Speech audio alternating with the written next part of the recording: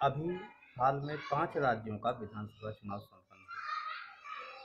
यूँ तो चुनाव है आरोप-प्रत्यारोप, एक दल के लोग दूसरे दल पर लगाते रहते हैं।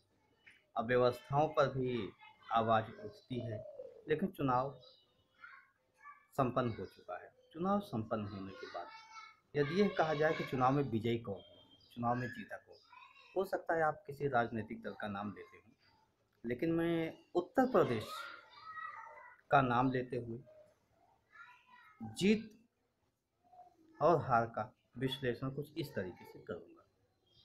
देखिए, उत्तर प्रदेश जैसे राज्य में अगर पूछा जाए कौन जीता, तो मैं तो यही कहूँगा, लोकतंत्र जीत गया, तानाशाही हार गई।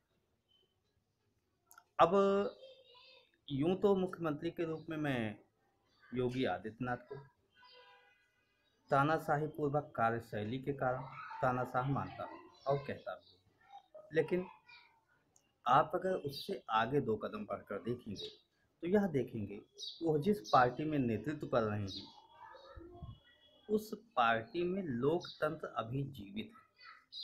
उस पार्टी में व्यक्ति विशेष मुखिया नहीं होता।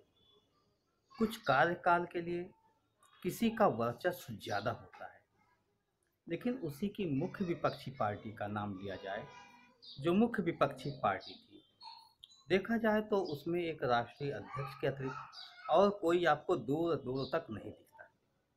यहाँ तक कि उनकी राष्ट्रीय कार्यकारिणी के सभी पदाधिकारियों का नाम आम जनमानस नहीं जानता। प्रदेश अध्यक्ष का नाम आम जनमानस नहीं जानता। उनकी कोई अपनी पहचान नहीं। प्रदेश कमेटी की बात ही छोड़ दो। तो ऐसे स्थिति में वहाँ पर लोकतंत्र है ही नहीं। व्यक्ति विशेष वहाँ नेतृत्व कर रहा होता है, वही लड़ रहा होता है। अन्य लगभग सभी राजनीतिक दलों में ये बात है। जैसे मैं कांग्रेस की बात करूं और बीएसपी की बात करूं, तो कांग्रेस, बीएसपी, सपा तीनों में मुखिया विशेष होते हैं। लोकतांत्रिक तरीके से वहाँ पर राष्ट्रीय अध्यक्ष नहीं बदलते। लोकतांत्रिक तरीके से वहाँ पर कोई प्रदेश अध्यक्ष नहीं होता। वह कृपा पात्र से, मतलब राष्ट्रीय अध्यक्ष की कृपा से ही बनता है। उसके पास कितना नैतिक अधिकार होता है, कितना दायित्व होता है, कितना वो मुखर होता है। प्रदेश का चुनाव भी राष्ट्रीय अध्यक्ष लड़ रहा होता है। ऐसी कुछ विडंबना है।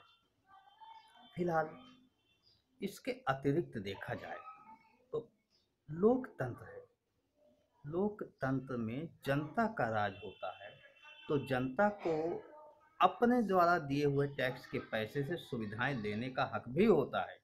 अगर उसने, जब उसे कुछ भी नहीं मिल रहा है, रोजगार नहीं मिल रहा है, शिक्षा नहीं मिल रही, स्वास्थ्य नहीं मिल रहा है, बेरोजगारी चरम पर है, ऐसी स्थिति में अगर उसे अपने ही दिए हुए टैक्स के पैसे से कुछ खाद्यान्न मिल रहा है, जिससे कि उसके महीने भर के खाने की कुछ व्यवस्था हो रही है, तो यह अनुचित क्यों?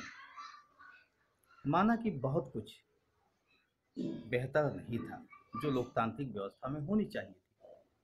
बेहतर तो बहुत कुछ नहीं है, लेकिन आम जनता ने बेहतर लोकतंत्र को चुना, अपने लिए बेहतर विकल्प को चुना और उसने बेहतर को जीत दिलाई। बेहतर ही हुआ, क्योंकि जनता जानती है कि उसे तानाशाह नहीं, उसे वह चाहिए जो उसकी अपनी आवाज़ हो। समस्याएं बहुत थी, उसका दर्द भी दिखा, लेकिन उसने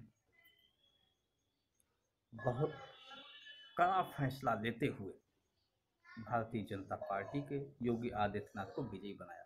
निश्चित ही लोकतंत्र यही होता है। धन्यवाद। जय क्रांति, जय भारत।